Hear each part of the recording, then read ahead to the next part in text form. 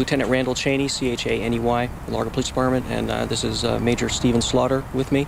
We're here to give you an update on the Amber Alert missing child case of Jordan Bellino. Last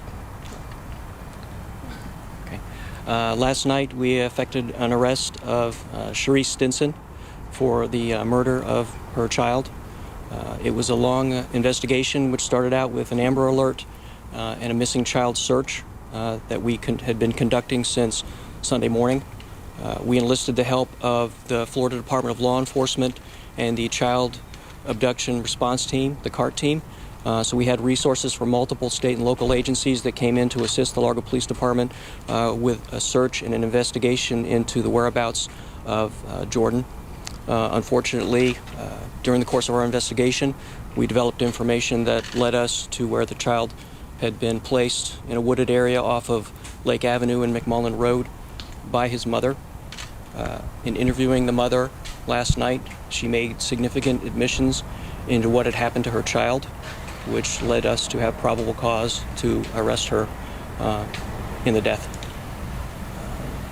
Our investigators are out following up with information. This is a very active investigation. It's continuing.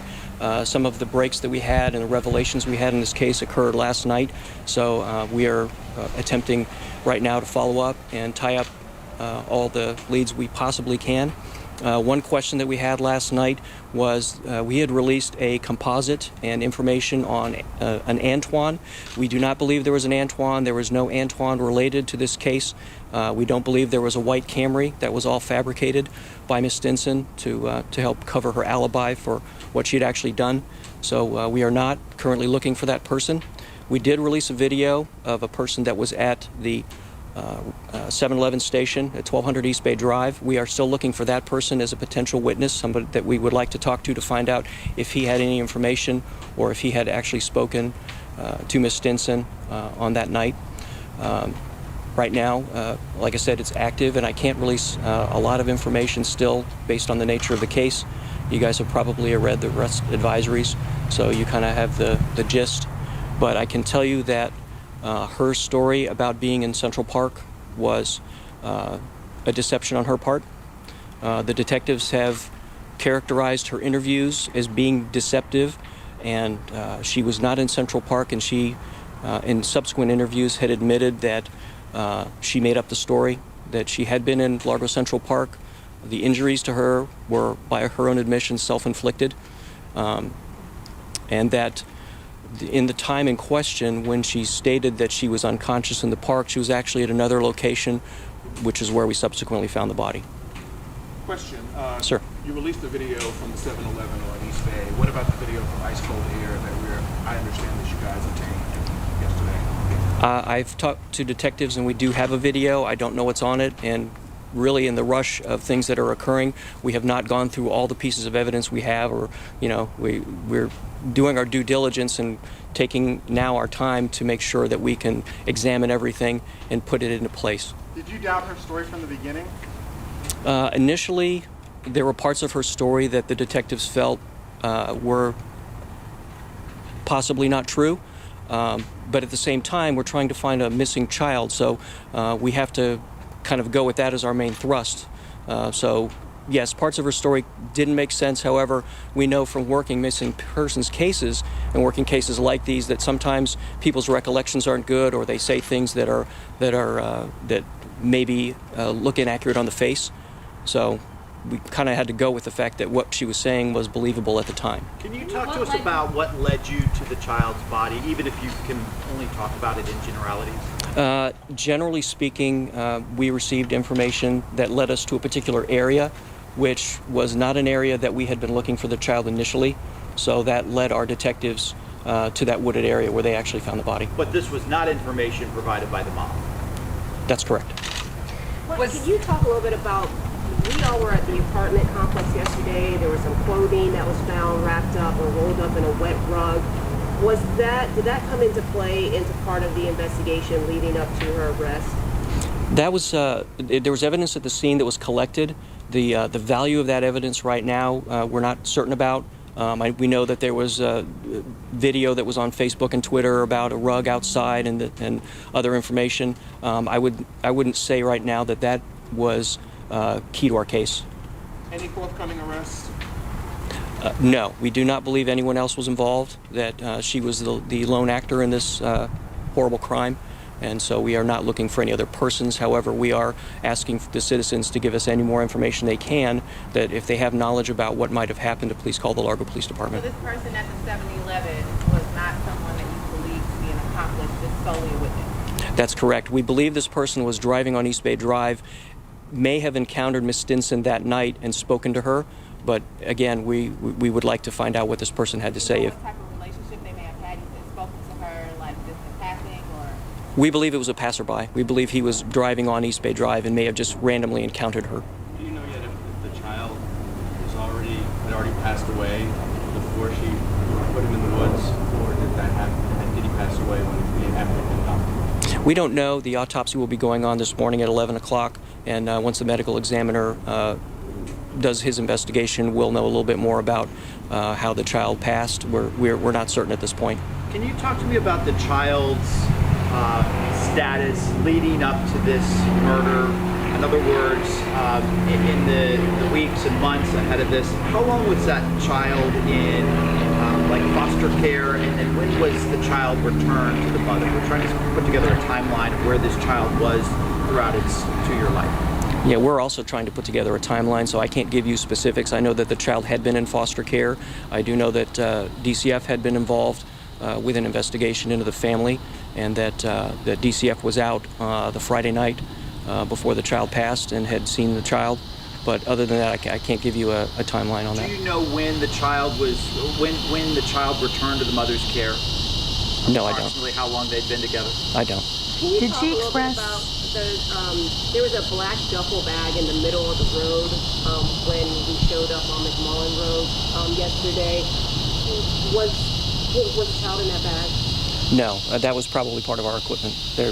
I'm not aware of any kind of evidence like that was found in the area of Lake Avenue. Can you Did provide the mother express any remorse since she's been arrested? Has she said anything?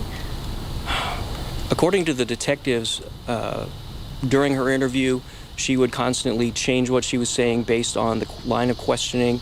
There was no feeling with them that there was any remorse, only her attempting to escape the reality of the story by making things up as she went. Can you provide any details to the evidence that you have found within the apartment itself and how that corroborated with her admission or with your affidavit? Yeah, I can't comment on anything that was found in the apartment right now. Like I said, some of that evidence has not been processed yet, so I can't comment to the value of anything inside the apartment. Is there a possibility of any sort of charge because of the involvement of the Amber Alert system? For example, when 911 is used under false pretenses in any other certain situation, that can be an additional charge. Is there anything like that possible for this case?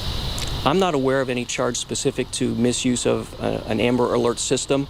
In this particular case, I think she's being charged with what's appropriate, and it's enough that a misuse charge would probably be something that would be minor compared to everything else. Was Jordan wrapped in anything? Did he have any toys or anything with him? What was the condition? He was not wrapped in anything, and that's all I can say about that. You mentioned that she made admissions. Did she explain why she didn't reach out to rescue personnel while she claimed that his son was having seizures after being struck?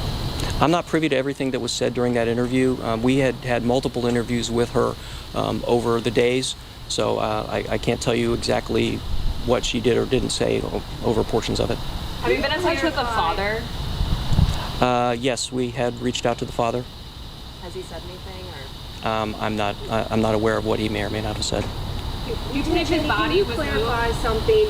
When you guys held a press here maybe a day or two ago, you said that there was evidence that she was at, or there was some type of surveillance or some video that placed her at Largo Central Park. Does that change now? Because now you're saying she fabricated the story. So was there ever any evidence that she was at Largo Central Park? She was at Largo Central Park. We do have video of her there. That was at the after she made her way to the park, and where we knew that she had deposited Jordan. She went to the park specifically with the intent of of making up a story that she had been dumped in the park, self-inflicting injuries by her admission in the park, and then walking across the street to the Hampton Inn, where she basically feigned unconsciousness, I think. Do you believe Jordan's body was moved from a different location to that wooded area? Ma'am, at this point, I think I just want to step in and say that we are right now doing an investigation into a criminal matter. What we're able to release is somewhat confidential at this point until the Pinellas Pasco State Attorney's Office is able to properly investigate this case. I originally said in many pressers that our goal was to find Jordan. Although that has happened, our goal now is a successful prosecution. And in order to have a successful prosecution, there are some things that we're just not able to discuss yet. Well, I know the other day we asked you guys about her being pregnant, and there was no answer to that. Can we confirm that now? I mean, we've spoken with family and friends. They say she's pregnant. Can you guys confirm? I would go by what family and friends say. But again, thank you all for your time. We appreciate the public's assistance. We really appreciate the media getting out there and helping us. The boots on the ground, the information from citizens, all of that came and helped in this case. It did give us that big break that we wanted. And again, thank you for your time. At this point, as we talked about a dual role and dual investigations going on at this point, it's strictly a criminal investigation. All further media inquiries will be directed to Lieutenant Cheney as a standard practice and procedure, and they'll be distributed in consultation with the Pinellas Pasco State Attorney's Office. Lieutenant, can we get your name again, please, and spelling? This is Major Stephen Slaughter. Slaughter. Again, thank you, everybody. We really do appreciate all the assistance. It is not the outcome that we wanted to have, but we do feel a murder one charge is appropriate, and we're going forward with the prosecution. Thank you. All right.